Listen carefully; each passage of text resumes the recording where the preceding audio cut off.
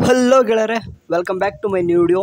So ಈ ಒಂದು ವಿಡಿಯೋದಲ್ಲಿ KCET 2024 ಫಸ್ಟ್ ರೌಂಡ್ ಶೆಡ್ಯೂಲ್ ಅನ್ನೋದು ಇನ್ ಕೇಸ್ ಬಂದರೆ ಬರುತ್ತೆ. ಯಾವಾಗ ಬರುತ್ತೆ ಅಂತಂದು ಯಾರು ಕೂಡ ಕ್ಲಿಯರಾಗಿ ಗೊತ್ತಿಲ್ಲ. ಯಾಕಂತಂದರೆ ನೀಟು KCET ಎರಡು ಕಂಬೈನ್ ಮಾಡಿ ಮಾಡ್ತೀನಿ ಅಂತ ಹೇಳಿದಾರೆ. ಸೊ ಹಂಗಾಗ್ಬಿಟ್ಟು ಇನ್ನೂ ಕೂಡ ನೀಟ್ ರಿಜಿಸ್ಟ್ರೇಷನ್ನು ಮತ್ತು ಅದರದ್ದೆಲ್ಲನೂ ಕೂಡ ಡಾಕ್ಯುಮೆಂಟ್ ವೆರಿಫಿಕೇಷನ್ ಸ್ಲಿಪ್ ಎಲ್ಲನೂ ಕೂಡ ಬರಬೇಕು. ಆದಮೇಲೆ ಎರಡು ಕೂಡ ಕಂಬೈನ್ ಮಾಡ್ತಾರೋ ಅಥವಾ ನೀಟ್ ಬಿಟ್ಟು KCET ಒಂದೇ ಮಾಡ್ತಾರೋ ಅದು KEದವರಿಗೆ ಬಿಟ್ಟಿದ್ದು. ಇನ್ ಕೇಸ್ ಬಂದರೆ ಯಾವ ರೀತಿ ಒಂದು ಶೆಡ್ಯೂಲ್ ಇರ್ತದೆ, ಫಸ್ಟ್ ರೌಂಡ್ ಒಂದು ಶೆಡ್ಯೂಲ್ ಅಂತ ಬಂದರೆ ಯಾವ ರೀತಿ ಇರ್ತದೆ ಅಂತ ನೋಡೋದಂತಂದರೆ ಇಲ್ಲಿ ಕಾಣಿಸ್ತಿದೆ, ನೀವು ನೋಡ್ತಿದ್ರೆ ಅನ್ಕೊತೀನಿ. ಹೋದ ವರ್ಷದ್ದು ಏನಪ್ಪ ಅಂತಂದರೆ ನೀಟು ಮತ್ತು CET ಎರಡೂ ಕೂಡ ಅದು ಹೋದ ವರ್ಷನೂ ಕೂಡ ಕಂಬೈನ್ ಮಾಡಿದ್ದಾರೆ. ಸೊ ಹಂಗಾಗಿಬಿಟ್ಟು ಈ ಸರ್ತಿನೂ ಕೂಡ ಅದೇ ರೀತಿ ಮಾಡೋ ಸಾಧ್ಯತೆ ಜಾಸ್ತಿ ಆಗ್ತದೆ. ಹಂಗೆ ಕೂಡ ಮಾಡ್ತೀನಿ ಅಂತಲೂ ಕೂಡ ಹೇಳಿದ್ದಾರೆ. ಬಟ್ ನೀಟ್ ಅದೆಲ್ಲ ಸಿಕ್ಕಂಡ್ರೂ ಕೂಡ ಎರಡು ಕೂಡ ನಡೀತದೆ. ನಮ್ಮ ಕರ್ನಾಟಕ ಸ್ಟೂಡೆಂಟ್ಸ್ ಯಾವುದೇ ರೀತಿ ಎಫೆಕ್ಟ್ ಆಗಿಲ್ಲ. ಇನ್ ಕೇಸ್ ರೀನೀಟ್ ಆದರೆ ಮಾತ್ರ ಎಫೆಕ್ಟ್ ಆಗುತ್ತೆ, ಅದನ್ನು ಬಿಟ್ಟರೆ ಯಾವುದೇ ರೀತಿ ಎಫೆಕ್ಟ್ ಆಗಲ್ಲ. ಸರಿ, ಇವಾಗ ಏನಪ್ಪ ಡೈರೆಕ್ಟ್ ವಿಷಯ ಬರೋದಂತಂದರೆ ಇಲ್ಲಿ ಫಸ್ಟೊಂದು ಓದಿಬಿಡ್ತೀನಿ ನಾನು. ಏಕಕಾಲದಲ್ಲಿ ಆಪ್ಷನ್ಸ್ಗಳನ್ನು ದಾಖಲಿಸುವುದು ಮತ್ತು ಸೀಟು ಹಂಚಿಕೆ ವೇಳಾಪಟ್ಟಿ UGCET 2023 ಮತ್ತು UG NEET 2023 ಹೋದ ವರ್ಷದ್ದು ಎಟ್ ಎ ಟೈಮ್ ಎರಡು ಕೂಡ ಕಂಬೈನ್ ಮಾಡ್ತಿದ್ದಾನೆ ಅಂತ ಹೇಳಿದ್ರೆ. ಒಂದೇದು 1 2 3 4 5 5 ಬಾಕ್ಸಸ್ಗಳು ಕೊಟ್ಟಿದ್ದಾರೆ ಫಸ್ಟ್ ರೌಂಡ್ ಶೆಡ್ಯೂಲ್ ಬಗ್ಗೆ. ಈಗ ಫಸ್ಟೊಂದು ಮಾತಾಡೋದಂತಂದರೆ ಸೀಟ್ ಮ್ಯಾಟ್ರಿಕ್ಸ್ ಮತ್ತು ಶುಲ್ಕದ ವಿವರಗಳ ಪ್ರಕಟಣೆ, ವೈದ್ಯಕೀಯ, ದಂತವೈದ್ಯಕೀಯ, ಇಂಜಿನಿಯರಿಂಗ್, ವೆಟರ್ನರಿ, ಕೃಷಿ ವಿಜ್ಞಾನ ಮತ್ತು ಕೋರ್ಸ್ಗಳು.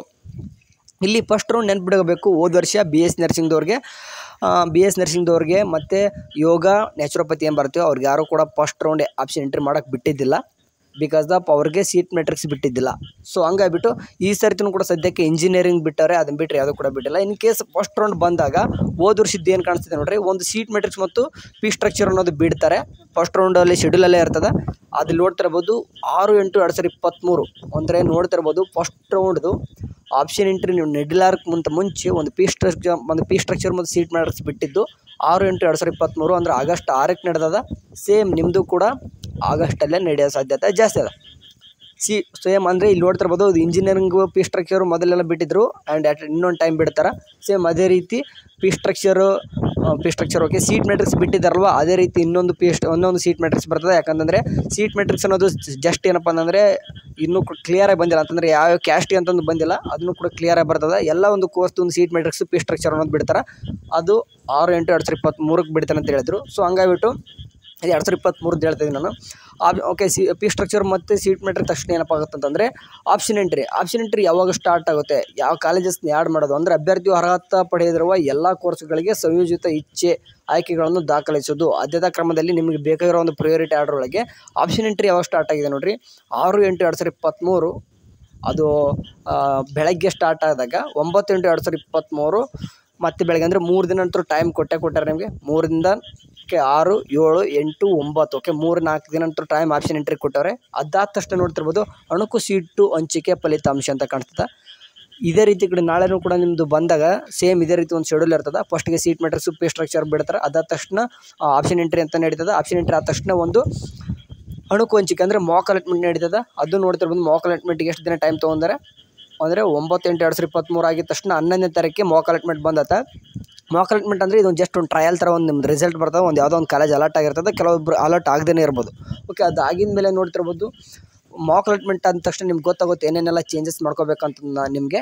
ಸೊ ಮಾಕ್ ಅಲಾಟ್ಮೆಂಟ್ ಆಗಿದ ತಕ್ಷಣ ಒಂದು ನಿಮ್ಗೆ ಏನಾದರೂ ಮಾಡಿಫೈ ರೀಅರೇಂಜು ಅಥವಾ ಏನಾದ್ರು ಡಿಲೀಟ್ ಮಾಡ್ತೀನಿ ಅಂತಂದರೆ ನೀವು ಮಾಡಿರೋ ಆಪ್ಷನ್ ಎಂಟ್ರಿಲಿ ಏನಾದರೂ ತಪ್ಪಾಗಿದ್ದರೆ ಅಂತಂದರೆ ಯಾವುದೇ ಒಂದು ಕಾಲೇಜ್ ಸಿಕ್ಕರೆ ಅವಾಗ ಗೊತ್ತಾಗುತ್ತೆ. ಆವಾಗ ನೀವು ಚೇಂಜ್ ಮಾಡೋಕ್ಕೆ ಮತ್ತೆ ಟೈಮ್ ಕೊಡ್ತಾರೆ.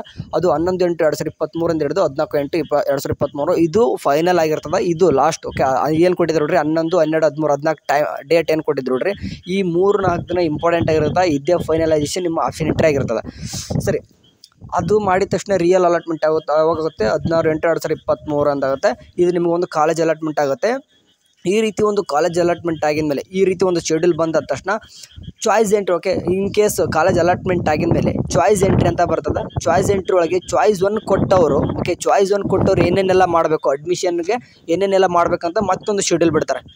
ಅಂದರೆ ಚಾಯ್ಸ್ 1 ಕೊಟ್ಟವ್ರು ಮಾತ್ರ, ಅಂದರೆ ಅಡ್ಮಿಷನ್ ಮಾಡಿಸ್ಕೊಳ್ಳೋರು ಮಾತ್ರ ಏನಪ್ಪ ಅಂತಂದರೆ ಏನೇನೆಲ್ಲ ಮಾಡಬೇಕಂತಂದು ಒಂದು ಶೆಡ್ಯೂಲ್ನ ಬಿಡ್ತಾರೆ. ಇದೇ ರೀತಿ ಇನ್ನೊಂದು ಶೆಡ್ಯೂಲ್ ಬಿಡ್ತಾರೆ. ಅಂದರೆ ನೀವು ಚಾಲನೆ ಯಾವಾಗ ಕಟ್ಟಬೇಕು, ಅಡ್ಮಿಷನ್ ಆರ್ಡ್ರ್ ಯಾವಾಗ ತೊಗೋಬೇಕು, ಕಾಲೇಜ್ ಅಡ್ಮಿಷನ್ ಸಬ್ಮಿಟ್ ಎಷ್ಟು ಡೇಟ್ ಒಳಗಡೆ ಮಾಡಬೇಕು, ಇದನ್ನೆಲ್ಲನೂ ಕೂಡ ಇನ್ನೊಂದು ಶೆಡ್ಯೂಲ್ ಬಿಡ್ತಾರೆ.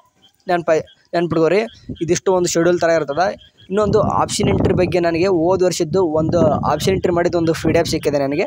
ಯಾವ ರೀತಿ ಒಂದು ಆಪ್ಷನ್ ಎಂಟ್ರಿ ಪ್ರಿಯಾರಿಟಿ ಕೊಟ್ಟಿರ್ತಾರೆ, ಯಾವ ರೀತಿ ಒಂದು ಪಿ ಡಿ ಎಫ್ ಬರ್ತದೆ ಆಪ್ಷನ್ ಎಂಟ್ರಿ ಮಾಡಿ ಆದಮೇಲೆ ಅಂತಂದು ಹೇಳಿದ್ರೆ ಅದ್ರದ್ದೊಂದು ವೀಡಿಯೋ ಮಾಡ್ತೀನಿ. ಆ್ಯಕ್ಚುಲಿ ನನ್ನ ತಮ್ಮಂದೇ ಅದು ಹೆಂಗೆಂಗೋ ಮಾಡಿದ್ದವನು ಆಪ್ಷನ್ ಎಂಟ್ರಿ ಬಿಫೋರ್ ಮಾಕ್ ಅಲಾಟ್ಮೆಂಟ್ಗಿಂತ ಮುಂಚೆ ಒಂದು ಆಪ್ಷನ್ ಎಂಟ್ರಿ ಮಾಡಿದ್ದವನು ಹೆಂಗೆಂಗೋ ಮಾಡಿದ್ದ. ಬಟ್ ಆ ಒಂದು ಪಿ ಡಿ ಎಫ್ ಸಿಕ್ಕಿದೆ ನನಗೆ ಇವಾಗ ಸದ್ಯಕ್ಕೆ. ಅದು ಬೇಕಿದ್ರೆ ನಿಮಗೆ ಹೇಳ್ರಿ ಯಾವ ರೀತಿ ಮಾಡೋದು ಅಂತ, ಯಾವ ರೀತಿ ಮಾಡಿದ್ದ, ಯಾವ ರೀತಿ ನಿಮಗೆ ಮಾಕ್ ಅಲಾಟ್ಮೆಂಟಲ್ಲಿ ಸೀಟ್ ಸಿಗ್ತದ, ಮುಂದೆ ಫಸ್ಟ್ ರೌಂಡಲ್ಲಿ ಯಾವ ರೀತಿ ಸೀಟ್ ಸಿಗುತ್ತೆ ಎಲ್ಲನೂ ಕೂಡ ಕಂಪ್ಲೀಟ್ ಆಗಿ ನಿಮಗೆ ಅದ್ರ ಗೊತ್ತಾಗುತ್ತೆ. ಕಮೆಂಟ್ಸ್ ಹಾಕಿ ಅದ್ರ ಬಗ್ಗೆ ವಿಡಿಯೋ ಮಾಡಿದ್ರು. ಓಕೆ.